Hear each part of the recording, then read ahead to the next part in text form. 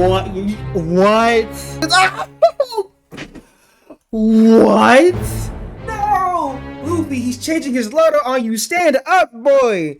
Do something, Luffy, bro! What it do, crew? It is I, your local hot nigga Nimbus, back at it again with another One Piece review for you today. Now, with all that being said, let's get into it! Not gonna lie, I didn't want to record my reaction to this chapter because I did see the spoiler, like the big ass spoiler that happened at the end. So I'm like, oh, okay, I might as well not react to it. But then something in me told me that I needed to react to it. And oh my god, I'm so glad I did, because the beginning of this chapter, I lost my fucking shit.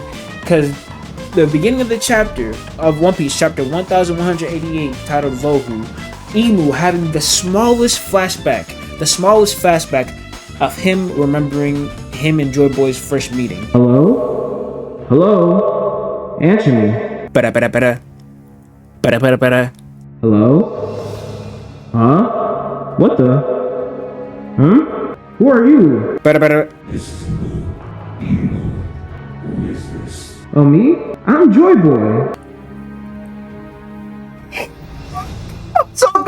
I'm so glad I chose to react. Oh fuck! I'm so glad I chose to react to this. What? Oda, you can't do that to me, bro. My heart. What? What? Oda. Well, you can't, bro. You can't start off like this, Oda. Oh my god. Fuck. Okay. Got locked back in. Okay. I was genuinely stunned. Oh my goodness. We get to see Joy Boy, at least part of Joy Boy's face, and I've been seeing the streets saying that, like, oh yeah, he looks like Luffy. I'm like, oh, maybe Joy Boy is just Luffy from the Luffy who traveled back in time. Stop that shit right now. Stop that shit right now. Like, okay, Luffy, Joy Boy looking like Luffy. Okay, I could understand that, right? Maybe Joy Boy is looking like an older Luffy type beat. I can see that, but saying Joy Boy is Luffy that went back into the past. Okay, you lost me there. I'm not gonna hold you. And plus, I'm not gonna lie, and like we only see like his smile, his mouth, his nose. I'm not gonna lie, with art style, that can truthfully be anybody, right? Like, I'm not gonna that bottom half can truthfully be anybody. And at the same time, when are we as a community ever going to learn never trust Oda when he's drawing something in shadows? Like anytime he draws something in silhouetted or shadows, it always going to look different than what we expect. So like let's all keep that, collect sense, and use it, right? So as Imu was thinking back to Joy Boy, he then reaffirms into Luffy, indeed, Joy Boy is dead. Yes, Joy Boy is already dead. So why is down? Insist on stirring these memories. Oh fuck. Okay. It's like I said, like Imu's beef with Joy Boy is different, bruh. Oh my goodness. Alright, now we are getting into the mix as Imu opens up his entire right arm as he goes to punch at Luffy. Luffy dodges his head out the way, but as the punch extends, the Omen flames that we saw talking last chapter, I'm like, oh wait, he went down, aimed down, and that's when his fist kind of like curves and stretches into hitting Luffy with what might be the meanest down spike of all arcs, bro. Like that's a crazy down spike, I'm not gonna lie, as he explodes him straight into the ground. Luffy, obviously being Luffy, is gonna bounce back, jump right up, and get right in Imu's face. But before we move on to that, I did see somebody point out the fact that the move Imu just did to like bend the Omen punch down, it kind of looks like Luffy's Culverin, his Gear 4 Culverin, right? They're making those sharp angular turns, which I can see, and like because Joy Boy had the same move through as Luffy, it can make sense that Imu kind of like borrowed some of Joy Boy's steeds, you feel me? Borrowed some of his moves, added a couple of his moves to his bag, if you catch my drift. Luffy goes to punch at Imu, but he swings and misses as Imu teleports behind him. But then Imu goes to stab him, and Luffy teleports behind him. And honestly, this just reminded me of the good old days of playing Budokai Tenkaichi, just getting into those snap vanish fights, bro. Man, shout out you if you catch that reference, man. Shout out you. As Luffy reappears, she tries to hit him with the Gatling, but Imu's able to block all of that with his Naginata. And then, oh, I didn't even peep this. I think I might have skipped over this in my reading. But in the Viz translation, by the way, always support the official release. Luffy is like getting frustrated. He's like, damn it, but I was able to hit you before. Luffy's on the defense, bro. We haven't seen Gear 5 struggle like this since Kaido, and this is Luffy like fresh and recuperated too. Who could have predicted that Luffy would have struggled in this fight? I wonder who could have predicted that. I feel like this is kind of like goes into the line of thinking. I remember I even played it up about like Luffy getting hit in on base. Base Luffy getting hit in on Imu, but I think it was just a matter of fact that Imu like didn't register Luffy as a threat. Like he like almost like he thought he saw Luffy as a fly, but then that fly just punched him in and shit. But now because of that, Imu seems to be taking Luffy a little bit more seriously. Luffy is not able to do shit to this nigga. And at that point, as he's blocking all the attacks, Imu does his little Omen thing again, and he starts sending off a flurry of Omen bullets as Luffy is just running for his fucking life. Now, I'm not gonna lie, this scene in particular, I can't wait to see the anime, just knowing that how the animators are gonna animate Luffy stretching and running around the giant landscape that is Elbaf. Like, I'm just imagining that scene from Onigashima where Luffy's like stretching across the entire skull as he's fighting Kaido just to whip back around and punch him in his shit. I can see something like that, or even like something similar to how Luffy and Kizaru were fighting up in the Egghead Clouds. Like just very dynamic camera angles of Luffy running, dodging, and jumping around all these enemy bullets as they are tracking him around. Where we get into by far one of my favorite scenes of the chapter.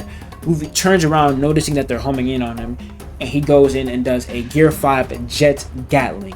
Now, I'm not gonna lie, I already gave my move review when I was doing my initial chapter reaction. Oh my god, bro, I love that move, bro. Oh, it's good. I'm letting you know, 10 out of 10 right there. 10 out of 10 move review right there, bro. Oh, no need to even wait. Don't even wait for my review to sleep on it. 10 out of 10 move. Oh, Gear 2 was my favorite form before Snake Man and Gear 5. And I'm not gonna lie, I still like Gear 2 more than Loki, like, you know, but like, I love Gear 2 and I love Gatling, bro. 10 out of 10. Bro, take it, bro. Take it, please. Yeah, 10 out of 10. Nothing more to say. After Luffy gets done blocking all those attacks, he combos that into a completely new move where he pulls out Gum Gum Genie. Now, whoa,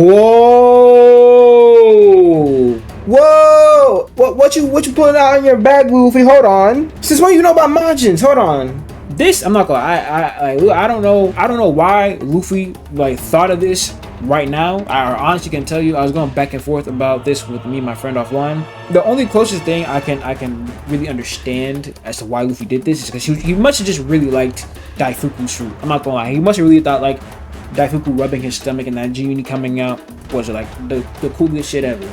After I had a long time to really sit here and think about, like, you know, Luffy pulling this out of his bag, I think I finally understand how at least Luffy's Toon Force works. Because like, to me personally, Luffy doesn't have, like, he has Toon Force, but he doesn't have like that Tom and Jerry level Toon Force, that like that Wile E. Coyote Roadrunner Toon Force, right? I'm pretty sure how this ability works is like obviously anything you can think of he can create, right? But I think it also goes for Devil Fruits with like the whole imagination thing about how Devil Fruits all came from somebody's dream or imagination. I feel like with Gear 5, Luffy has the ability to copy other people's Devil Fruits, right? Now, obviously, like, you know, he's not rubbing his belly to turn into a genie. He is the genie. But I feel like that's an aspect of Luffy's power right there.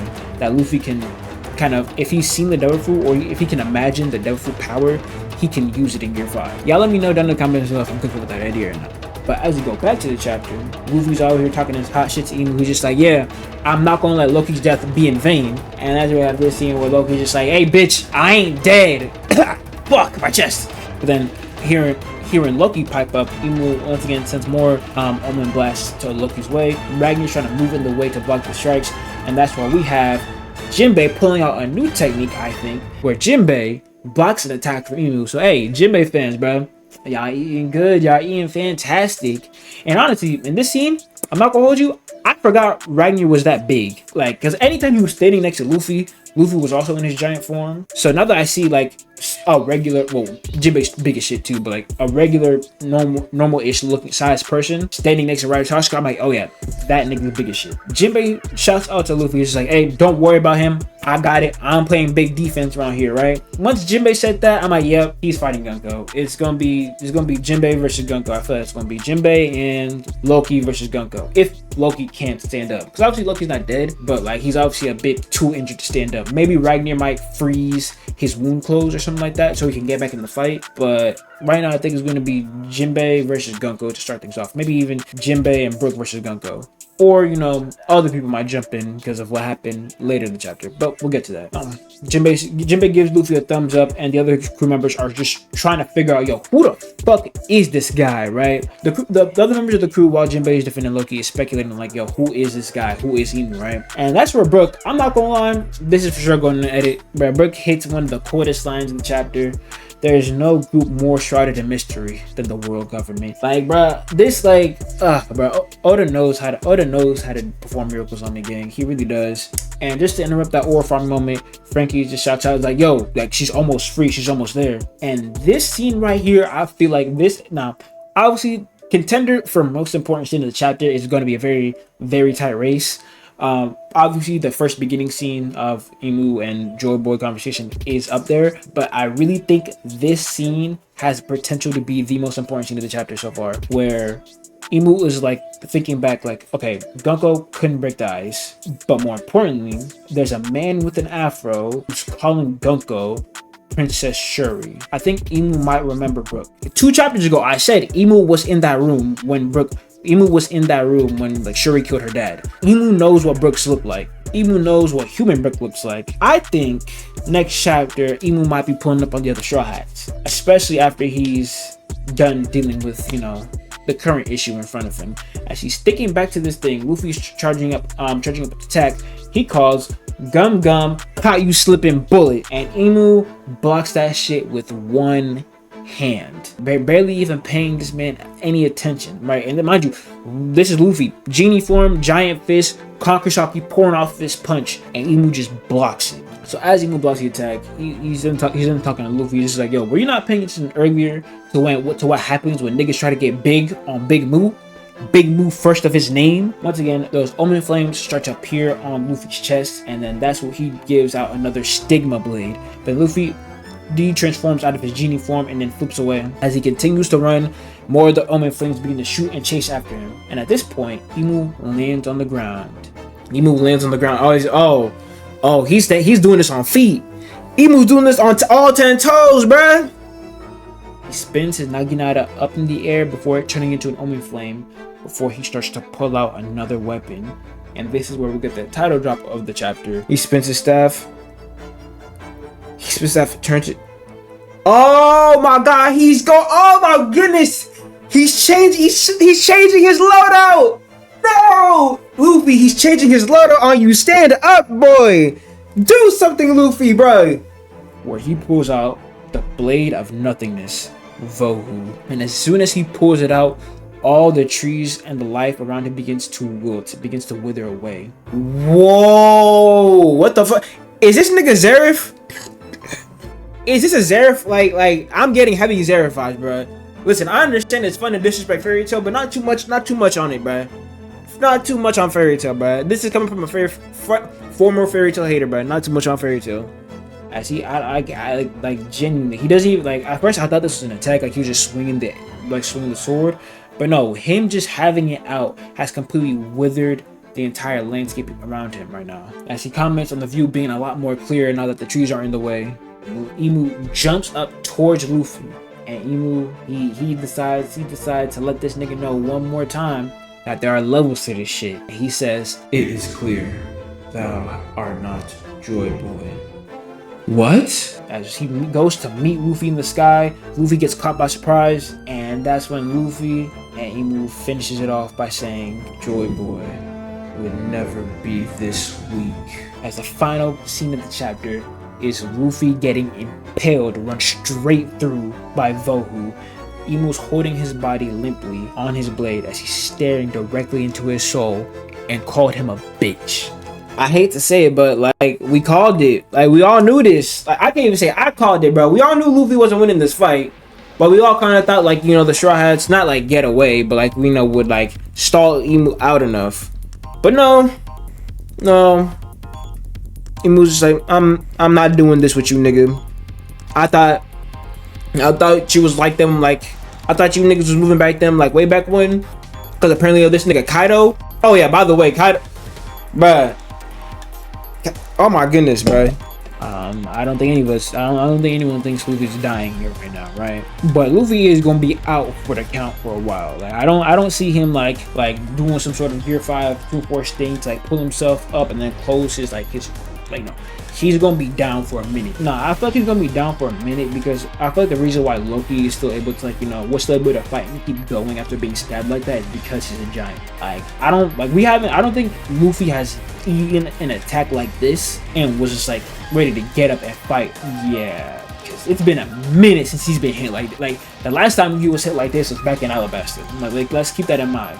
I mean, yeah, sure, Kaido one-shot him at the beginning of Wano, but like to be disrespected like this, like literally hanging off of this nigga's weapon, like you were a piece of meat on a shish kebab. He hasn't been done like this since Crocodile did him like this. And like, bro, just the way Oda draws like the kanji of Luffy getting impaled and like the look of sheer pain on Luffy's face, like, oh my goodness, this is a fantastic scene, bro. Closing remarks about the chapter. What I think is gonna happen next chapter in 2 weeks. I really think that I think Inu might go over and slide to where Brook, Shuri, Jinbei, and them are at, right? Inu might have something to say to Brook, and obviously he wants Gunko back more than anything. Maybe when Inu gets Gunko, he'll leave Elbaf and then just leave Summers and killing him to deal with the rest of them, right? But I don't see that happening. But I do see at least Emu confronting Brook and them about Gunko. Maybe Usopp can do something. Maybe. Listen, it's never too late to say never. It truthfully never is, right? What I think about the chapter, I'm gonna give this chapter a solid 8. I give this chapter 8 out of 10, maybe even a 9. I'm not gonna hold you because I do really fuck with like this shot. Like I'm not gonna lie, that Joy Boy mini flashback at the beginning, bro. Like I can't even describe like the way I felt when I first read that, because I love Joy Boy so much. Ever since I want to say Fishman Island, I've always kind of had this interest in Joy Boy and figuring out who he was. But then once Luffy got Gear 5, that kind of fed my interest more and more. And as we're getting closer and closer, oh my god! And even with the Hockey Night with Emmet, bro, I can't wait till we get that flashback with Joy Boy and Emu. Speaking of a Joy Boy and Emu, listen, there's a large majority of people who have been waiting for Luffy to get humbled. I'm one of those people. Because like, bro, you niggas have been talking so sweet, so much. Y'all been talking so crazy when it comes to Emu, Joy Boy. Hell, I even throw Roger into that category, bro. Because like, I remember like, I think it was the statement where one of the giants said like, yo, the hockey coming off of that knot is similar to red hairs. And that's when people started pushing the crazy agendas. Like, oh yeah, Shanks is this strong because his hockey is like, similar to Joy Boy. Maybe Shanks can do something, right? I swear to God, I want all like this is personal to me. I want all like this. Oh yeah, Shanks, Joy Boy hockey. No. There's levels to this shit. Emu Joy Boy top 1. You niggas who's comparing Shanks' hockey to Emu to not Emu's to Joy Boys. Nah, bro. Listen, Shanks is like that, but this nigga's different, bro. Hopefully with this, you niggas understand that there are serious levels to this shit, bruh. Like, there are levels to this shit. And also, one more thing I forgot to mention. At first, I thought it was like a drawing mistake out of Oda or something like that. But if you look at Emu, he's no longer damaged. Like, all the damage Loki did to him, yeah, it's no longer on his body. Like all the scuff marks and all this stuff, it's gone. He's no longer bleeding. His face is clear. Emu has been healing this entire time. And mind you, I'm pretty sure Loki has been hitting this nigga with Conquer Saw. Emu's regeneration is on a whole different level than the God Knights. Hopefully we can stop with this overglazing of Shanks. And mind you, this like I don't hate Shanks, but I just hate putting niggas in conversations they don't need to be in. Like Shanks is strong, yes, but Big Moo and them on a different level, bro. These niggas are boxing with gods. Shanks not there yet, right? Because I promise you, anybody in the story outside of maybe Joy Boy is getting done the same way. And quite frankly, I'm not gonna lie. I brought up the connection like Emu was moving like Kaido, but I'm not gonna lie. Kaido wishes he had this kind of performance, bro. Kaido wishes he had this type of performance. I'm not gonna hold you. But with all that being said, I'd like to thank y'all for tuning into this video. Be sure to like, comment, and finally drop that sub. I'm gonna catch you on the next one. Later!